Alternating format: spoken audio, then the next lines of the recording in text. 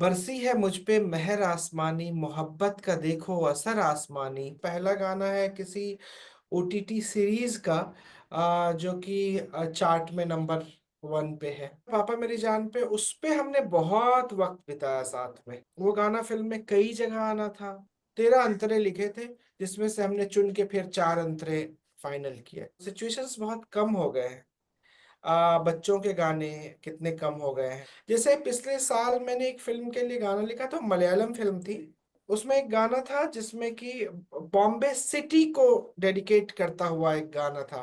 बॉम्बे की बारिश को लेकर के अगर कुछ मैं गाना, क्या लाइनें लिख सकता हूँ। अभी जहां बारिश बोएंगे, कभी वहां बादल आएंगे। Raj Shekhar, welcome to CNN news 18। Thank you sir. Raj, आपके दो नए गाने from the series mismatch 3 are making waves. Ishq Hai is a qawwali that was on number 2 on Spotify. कितना सरप्राइजिंग था आपके लिए to see this song climbing the charts? और क्या इतनी उम्मीद थी इस गाने से, इसकी सफलता से? Sir, thank you so much. एक मैं करेक्ट करूंगा आपको। So it's on number 1 right now in India. कल कल एंड तक नंबर 2 पे था शायद। शायद, पता नहीं मुझे, आपने कौन सा वो देखा मुझे याद नहीं है, बट अभी नंबर 1 है। ओके। और जी, और लगभग पिछले लगभग ऑलमोस्ट अ वीक से ये है। और ग्लोबल भी, ग्लोबल वायरल में भी नंबर 1 है। और नहीं, अब 2 आ गया है। You're right. एंड बहुत खुशी है हमें इस बात की, कि यहाँ पे है गाना। और उम्मीद तो बिल्कुल नहीं थी कि यहाँ तक गाना पहुंचेगा। मतलब दिल में एक उम्मीद थी कि अच्छा कुछ होगा, बट इतनी जल्दी शायद, मेरे हिसाब से अगर मैं गलत नहीं हूं तो पहला गाना है किसी ओटीटी सीरीज का, जो कि चार्ट में नंबर 1 पे है। तो बहुत खुश हूँ। हम सब लोग बहुत खुश हैं, पूरी टीम बहुत खुश है। और मिसमैच सीजन 3 को भी बहुत प्यार मिल रहा है। तो वी आर रियली हैप्पी। ना, ये एक कवाली है। जी।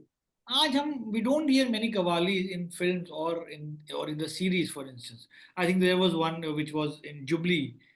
क्या आपको लगता है, क्या हमारी ऑडियंसेस और फिल्म मेकर्स को नहीं पसंद है ये जॉनर? क्या ये भूल चुके हैं, या film makers don't find suitable situations in their stories for qawwalis? क्या क्या आपके क्या व्यूज हैं इस बारे में? हाँ, बहुत अच्छा सवाल है सर। दरअसल कई बार ना हम अज्यूम करते हैं कि ऑडियंस को ये बात समझ में नहीं आएगी, या ऑडियंस को ये फॉर्म नहीं समझ में आएगा।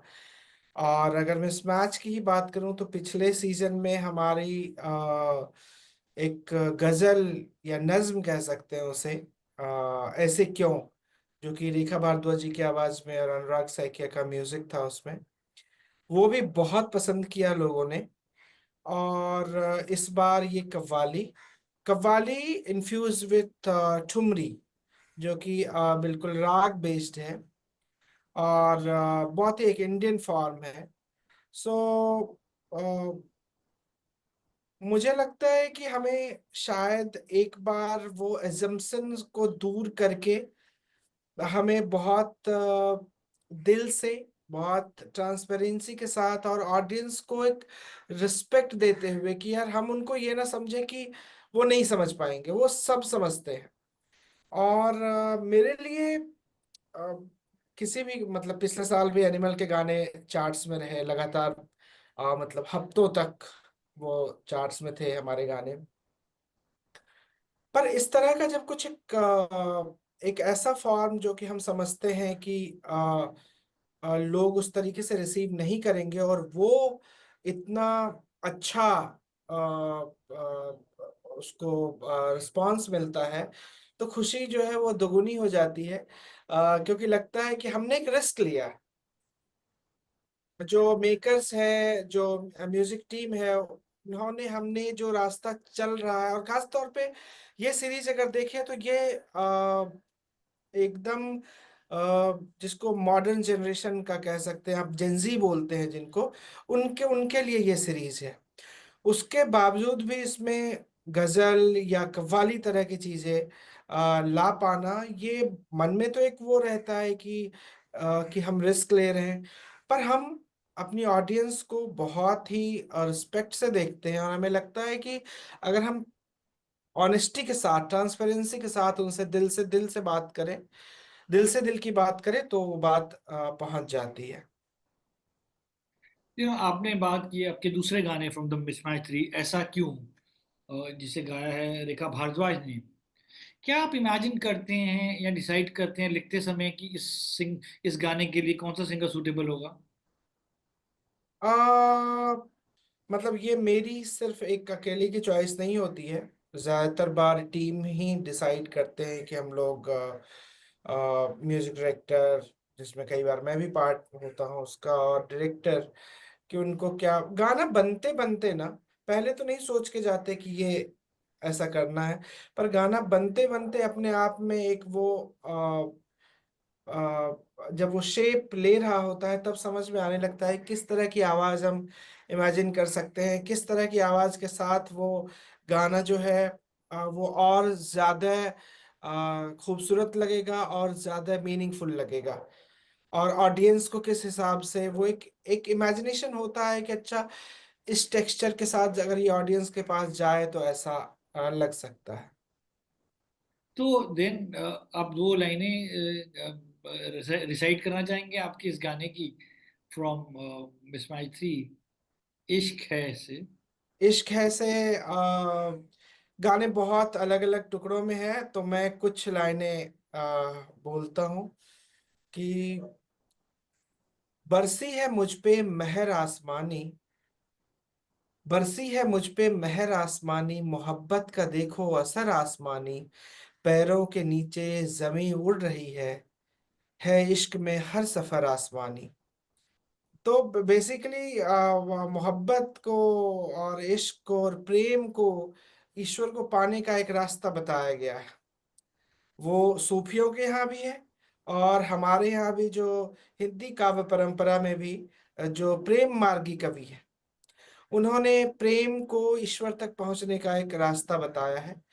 और उसी रास्ते पर मतलब मैंने कोशिश की कि वहीं से उन जो हमारे पूर्वज कवि हैं, जो हमारे एंसेस्टर्स हैं पोएट, उनके दिखाए हुए रास्ते पर मैं कुछ चलूं।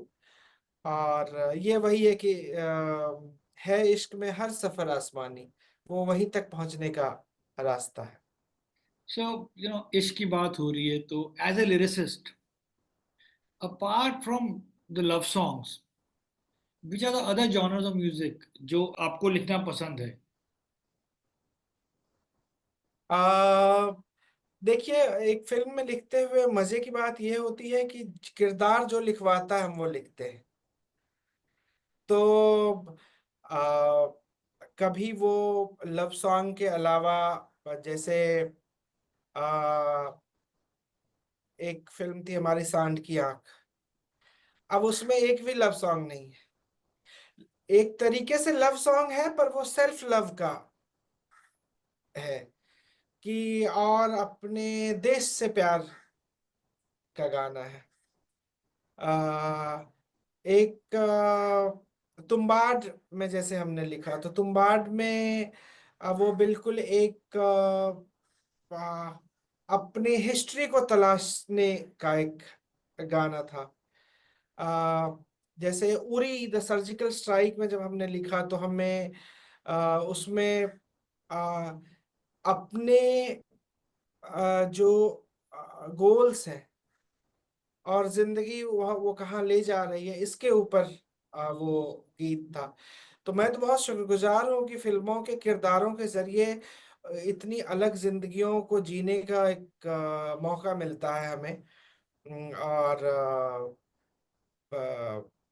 जैसे पिछले मतलब हमारा वो गाना, पहले भी मैं तो एक लव सॉन्ग है, बट पापा मेरी जान जो है, वो भी दरअसल अगर कहें तो एक लव सॉन्ग है, but a love letter to your father. मैं ये कहूंगा। मैं ये पूछना चाहता था कि क्यों हमारी फिल्म, या फिल्मों तो चलो they serve to the story, but in the non film space also क्या ऑब्सेशन है लव जॉनर से, लव, ये इमोशन लव से है, कि विदाउट लव सॉन्ग के अलावा बाकी और भी बहुत टाइप के गाने हैं जो हमको सुनने को आज नहीं मिलते। जैसे फॉर इंस्टेंस जुबली में हमने सुना था कि दिल जहां पे ले चला, where heroes actually having fun, और यहाँ हम कहीं जा रहे हैं, या कोई हॉलीडे का गाना हो, या ललाबाय हो, या बच्चों के गाने हो, या मौसम के गाने, या चंद्रमा के बारे, नेचर के बारे में, आज वो गाने हमें सुनने को नहीं मिलते। तो क्या एज ए लिरिसिस्ट आपका मन करता है to write songs which are apart from say love songs? Definitely love song लिखने का एक अलग मजा है, क्योंकि बहुत एक यूनिवर्सल, एक ऐसी चीज है जो कि हर दिल धड़कता है उसके कारण। तो डेफिनेटली वो एक लव सॉन्ग लिखने का एक अलग मजा है, नशा है। जहाँ जहाँ तक आपने बात कही, बिल्कुल सिचुएशंस बहुत कम हो गए हैं। बच्चों के गाने कितने कम हो गए हैं। और जैसे मैं तो अभी अनुराग से बात, फेस्टिवल्स नहीं है, फेस्टिवल्स के गाने नहीं गर्ल्स आते। के गाने कम हो गए हैं। दरअसल फिल्मों की अगर बात करूं तो वो सिचुएशन, जो सिचुएशंस आते हैं उसमें ही हम कोशिश करते हैं कि हम लिखें। जैसे पिछले साल मैंने एक फिल्म के लिए गाना लिखा था, मलयालम फिल्म थी। फाद फासिल उसमें एक्टर थे, और अखिल सत्यन डायरेक्टर हैं उसके। तो वो, उसमें एक गाना था जिसमें कि बॉम्बे सिटी को डेडिकेट करता हुआ एक गाना था। नाइस। तो अब यह है बॉम्बे मेरी जान से बेहतर गाना क्या हो सकता है। पर मुझे लगा कि अगर आज के दिन मुझे लिखना हो तो मैं बॉम्बे को के लिए क्या लिखूंगा। तो मैंने उसमें लिखा था कि चलते रहो यूं ही चलते रहो, आ, गिरते रहो पर संभलते रहो, पश्चिम है तेरा तो पूरब भी है, पश्चिम है तेरा तो पूरब भी है, ढलते रहो पर निकलते रहो। और बॉम्बे में जब जिन दिनों मैं गाना लिख रहा था तो बहुत बारिश हो रही थी। तो मुझे लगा कि बॉम्बे की बारिश को लेकर के अगर कुछ मैं गाना, क्या लाइनें लिख सकता हूँ। तो मैं वहां पे मैंने कोशिश की कि ये दो लाइन में कह रहा हूँ, दो पंक्ति आप सुनिएगा कि अभी जहां बारिश बोएंगे कभी वहां बादल आएंगे। नाइस। सो ये रेन वाटर हार्वेस्टिंग को लेकर के है ये, नाइस। कि अभी जहां बारिश बोएंगे कभी वहां बादल आएंगे। जगी जगी आंखों में सपने जो है एक ना एक दिन सच होंगे। ये शहर है वो अजूबा, जो भी डूबा जो भी डूबा जो भी डूबा है वो पार। चलते रहो यूं ही चलते रहो, गिरते रहो पर संभलते रहो, पश्चिम है तेरा तो पूरब भी है, ढलते रहो पर निकलते रहो। तो हम तो मौका तलाशते हैं कि और भी सिचुएशन आए, और भी तरह की चीजें लिखने को मौका मिले। आ, मैंने बच्चों के लिए भी लिखा। मैं चिल्ड्रन लिटरेचर के लिए काफी कुछ लिखता रहता हूँ, और मैगजीन्स के लिए और कुछ पोएम्स के लिए, उनके पोइट्री बुक के लिए। तो वो एक पार्ट है जो कि मेरा। पर हाँ, मैं, आपने बिल्कुल सही बात कही, मैंने बहुत दिनों से कोई लोरी नहीं सुनी है फिल्मों में। मैंने भजन नहीं सुना। वेरी नाइस, या मेरा यू। मन है कि मैं किसी फिल्म के लिए भजन लिखूं, किसी फिल्म के लिए मैं लोरी लिखूं। एक लोरी तुम्बाड में मैंने लिखी थी, बट समहाउ एडिट पर वो लोरी नहीं रही वहां पे। बट मेरा मन है कि मैं कभी लोरी लिखूं। So you know, love songs की बात हो रही है, तो आज माई पैड और yours Honey, the grammar of love has change, the process of falling in love also has change. क्या आप मानते हैं कि जो लव की परिभाषा है हमारी फिल्मों में वो भी चेंज हो गई है? देखिए, अ, परिभाषाएं मतलब हम हमारे यहाँ ना, एक बचपन में उसको बोलता, जब खेत कटते थे, जब धान की फसल हम लोग खेत से घर लाते थे, और क्योंकि उस वक्त किसानों के पास पैसा होता था, धान क्योंकि नया नया धान होता था, तो उनके पास पैसा होता था, तो उस पे साइकिल पे ना एक आदमी वो कुछ बेचने आता था। ठीक है, उसको हम लोग बोलते थे गुलाब छड़ी। ठीक है, वो गुलाबी गुलाबी सा होता था। हमें बाद में जब हम दिल्ली आए पढ़ने के लिए, तो हमको बताया गया कि इसको कुछ लोग बुढ़िया के बाल कहते हैं, और कुछ लोग इसको कैंडी फ्लॉस कहते हैं। चीज वही है, जगह और वक्त के हिसाब से नाम अलग है उसका, परिभाषाएं अलग है। मोहब्बत तो वही है, सिचुएशन के हिसाब से कुछ चीजें बदलती हैं। और मुझे लगता है कि वो जो एक एटर्नल फीलिंग है, जब आपकी आंखों में किसी का इंतजार रहता है, जब आप सुबह उठ के सबसे पहले किसी का चेहरा देखना चाहते हैं, किसी से बात करना चाहते हैं, या आप दूर कहीं जाते हैं और आपके मन में एक कोई शख्स या कोई एक इंसान, आप उसको अपने साथ लिए चलते हैं हर जगह। हम कितनी भी परिभाषाएं बदल ले, चीजें आसपास, इसी के आसपास रहती हैं। जिस जिस इंसान को देख के आपके मन में बहुत हलचल हो, और साथ में उसी को देख के एक सुकून भी है, एक शांति भी है, तो मुझे लगता है ये तो बहुत एटर्नल है। हम आ, बदलते वक्त के साथ शब्दावली हमारी बदलती है, एक्सप्रेशन का तरीका बदलता है। पहले चिट्ठी लिखते थे लोग, और अब हम वो ब्लू टिक का इंतजार करते हैं कि सामने वाले ने मैसेज पढ़ा है कि नहीं। तो ना डेफिनेटली सब कुछ में एक अर्जेंसी तो आ ही गई है। हम पहले चिट्ठियां लिखते थे और इंतजार करते रहते थे कि चिट्ठी, ये भी नहीं पता था कि चिट्ठी पहुंची है नहीं पहुंची है, सही हाथों में पहुंची है कि नहीं पहुंची है। फिर अगर चिट्ठी, फिर हम अंदाजा लगा, अच्छा 6 दिन 7 दिन में चिट्ठी पहुंचेगी, फिर उसको सोचने में वक्त लगेगा, और फिर वो जवाब लिखा जाएगा, फिर चिट्ठी आएगी। अब डाकिए पे, मौसम पे, डाक खानों के ऊपर जिम्मेदारियां हैं कि वो हम तक पहुंचाए कब। तो एक एक इंतजार में भी एक सुकून था। अभी इस फौरन पहुंचने वाले मैसेज के बाद भी एक बेचैनी है। तो डेफिनेटली सिचुएशन बदली है, चीजें बदली हैं, बट कहीं ना कहीं कोर में तो वही दिल है जो धड़कता है। Now you have a successful working equation with animal director Sandeep Reddy Vanga. क्या अपडेट है फिल्म के सीक्वल एनिमल पार्क के म्यूजिक के बारे में? क्या उम्मीद कर सकती है ऑडियंस फिल्म? मुझे एनिमल पार्क के बारे में बिल्कुल पता नहीं है। मुझे हाल में एक अवार्ड मिला था, जिसमें कि हम लोग एक अवार्ड फंक्शन में हम लोग साथ भी थे, अबू धाबी में। और फिर हाल में मुझे एक अवार्ड मिला एनिमल के लिए, तो मैंने उनको तस्वीरें भेजी और उनको बधाइयाँ भेजी, और थैंक यू लिखा। तो उनका जवाब आया था कि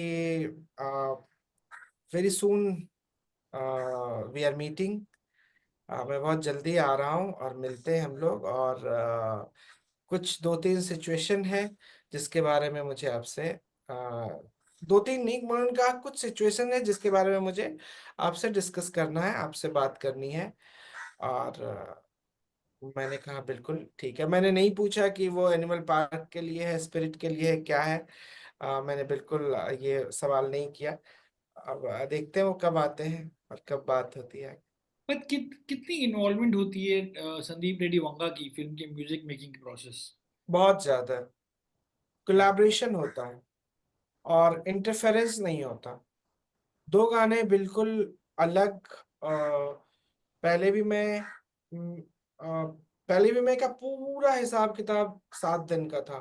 मतलब 7 दिन में वो गाना, हम जो गाना आप सुन रहे हैं वो पहले इंसेप्शन से लेके जो फाइनल गाना है वो 7 दिन का मामला है, उसमें कोई भी तब्दीली, कुछ भी ऐसा नहीं है कि ये बदल दो, ये कर दो, वो कर दो। उनको लगा कि कोर में ये गाना सही है, जो वो कहना चाह रहे हैं, जहाँ स्क्रीन प्ले पे है, जो जहाँ रणविजय और जोया का किरदार है वहां पे बहुत सही जा रहा है। तो उसके बाद उन्होंने मतलब कुछ नहीं कि ये वर्ड बदल दो, ये ऐसा कर दो, कुछ भी नहीं। हाँ, सुनते थे, और उसमें उनका आदत है कि हम क्या बेहतर कर सकते हैं, नहीं कर सकते, इसके लिए। जो दूसरा गाना है पापा मेरी जान पे, उस पे हमने बहुत वक्त बिताया साथ में, क्योंकि वो मेरे लिए पापा को लेके गाना था। एक तो वो गाना फिल्म में कई जगह आना था, और बहुत ही, एक तरफ तो बहुत यूनिवर्सल था, अपने फादर को डेडिकेटेड गाना था, बट साथ में फिल्म में कहाँ पे आ रहा है, वहां पे कौन सा स्टैंजा उसका होगा, उस चीज को लेके हमने बहुत, मुझे लगता है कि मैंने कम से कम 13 ड्राफ्ट, 13 अंतरे लिखे थे, जिसमें से हमने चुन के फिर 4 अंतरे फाइनल किए। पर उसमें भी उनका ये नहीं था कि ये बदल दो, ये कर दो। वो कई बार ब्रीफ करते थे कि मैं यहाँ ले जा रहा हूँ अभी स्क्रीन प्ले को, ये होगी, ये बातें होंगी, हम कैसे कर सकते हैं। क्योंकि वो ऐसे तो सुनने में बहुत सिंपल लगता है, पर बहुत कॉम्प्लिकेटेड गाना है, क्योंकि एक ऐसे बेटे का एक्सप्रेशन है वो, जो कि अपने फादर से नाराज भी है, पर प्यार भी करता है। उसको उम्मीद भी है, और बहुत लंबी नाउम्मीदी भी है, और साथ में बहुत ही रिस्पेक्ट भी है, पर शिकायतें भी है। तो इन सारी चीजों को मिला करके कैसे उसको हम करते हैं, इसके लिए था। Well, with that, I want to thank you for talking to me. Thank you. All the best for Spirit, आपकी next film. I don't know क्या होगा। But नेक्स्ट फिल्म तो देवा आ रही है very soon. so looking forward to Deva and to Spirit and all your future projects, Raj. Thank you sir. Thank you so much for talking to me and all. Thank you.